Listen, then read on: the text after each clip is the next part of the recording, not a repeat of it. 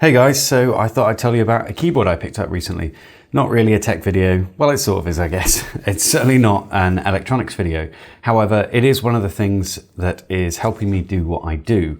And one of the things that I've been struggling with is live streams. I did a live stream a little while back, which was the Lazy Sunday live stream, if you were there to watch it. And I did that on my laptop on this bench, and because it's away from my normal computer. And it meant that I had to use the laptop keyboard, which was really frustrating. So it was really far away from me, so I couldn't reach it. And I have another wireless keyboard. Let me just grab that. And it's this one. This is another Rii keyboard. This one's, I thought it would be good for Raspberry Pi development because it means that I could move around and press all these keys.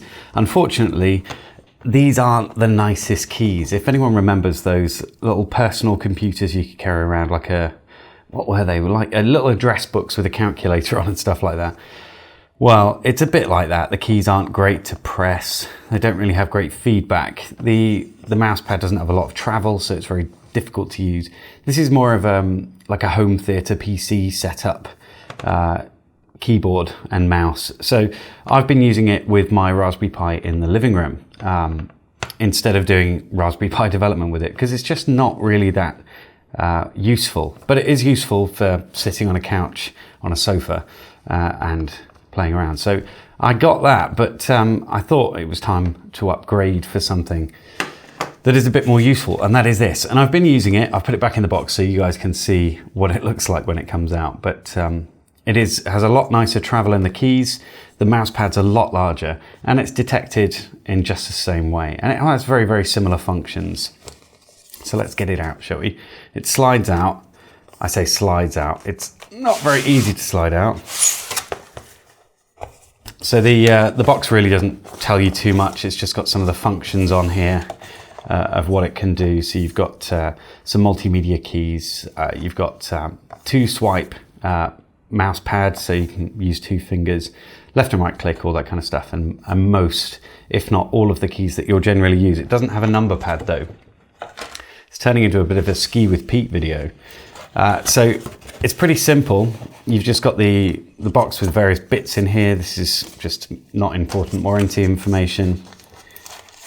And the keyboard itself, which is really nice. I'm quite pleased with it. So it's got a fair amount of travel in those keys, so it's easier to type on. And we've got a nice large touchpad here with left and right click, which is nice. And so it doesn't click up here, just clicks down here where you'd sort of expect it to. Now you've got, oddly, command keys on here, so a bit like a Mac. I assume that emulates the Windows key. I haven't actually pressed it using Windows.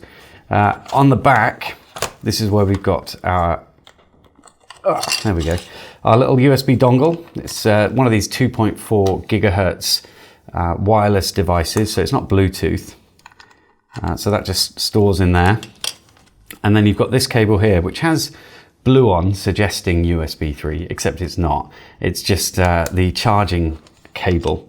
In this little section here, which I sort of just about missed, and I don't use this, but this is, it's just an extension cable, so you can charge and use it at the same time, which I haven't needed to because the battery hasn't run out yet, which is great.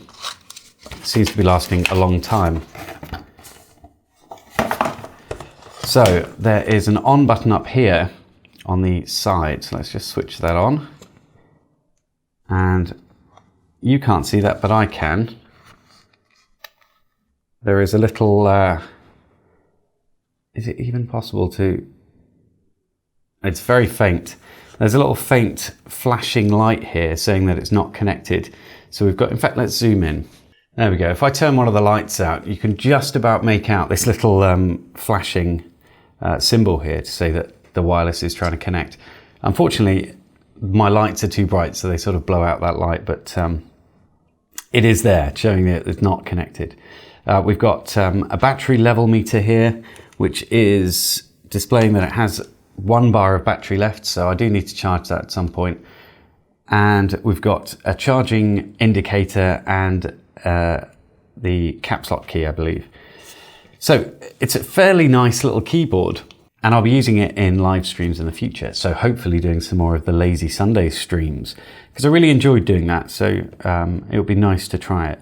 What I'll do now is I'm just going to plug it into a computer. I've just formatted this laptop. So hopefully you'll see the little USB dongle go in and it find the drivers, or it probably has a one of these universal HID devices, so a device identities, so it should work quite well. Feels really, really nice. It is not too flexible, so it certainly doesn't flex that way, but it does twist, but that's not really a big issue, but it's about flexing down when you're typing. And it's a nice little size, you can sit it on your lap quite easily, but it does mean that I can have it in front of me and soldering stuff in front of me as well, which is good.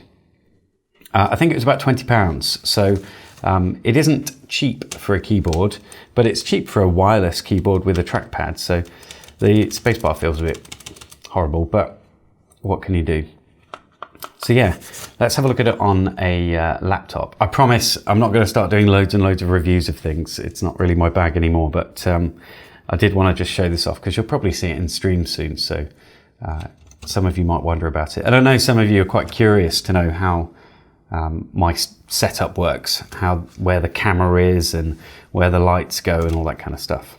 So we've got our Windows laptop here. It's sort of a fresh install. The only thing I've actually installed on here is VLC Media Player, and I'm going to plug in the little dongle. So USB port over here, plug it in. It's been detected. The last time I did this, it popped up with a little installing thing, but it might have done it an awful lot quicker. So let's see if the mouse works, and it does. So our mouse is already working. We've got our clicks here, so I can press a button at the top here for the click, or I can just left click and drag, or double click. So it's fairly nice. Nice large trackpad means you can move around quite easily on here. The other little one, you'd have to swipe a few times, which is very, very annoying. Let's go to Notepad. Just ignoring the fact that Windows is incredibly slow. It's nothing to do with the keyboard itself. So I can write, hello. This is a fairly nice little wireless, I can't spell, keyboard. So yeah, I'm pretty pleased with this thing. It's, I don't want to save now. Yeah, it's nice. Anyway, it's only meant to be a short little video, nothing indicative of what's to come, but I thought you might be interested. So for anyone interested in getting one, if you're going to do similar things to what I'm doing, which is Raspberry Pi development or streaming, then this is the Rii K18 keyboard, wireless keyboard. I got it from Amazon, but I'm sure they sell on eBay and loads of other places. So you just have to shop around and have a look. But I'll put a link to the Amazon product in the description, and then you can sort of use that to search from there.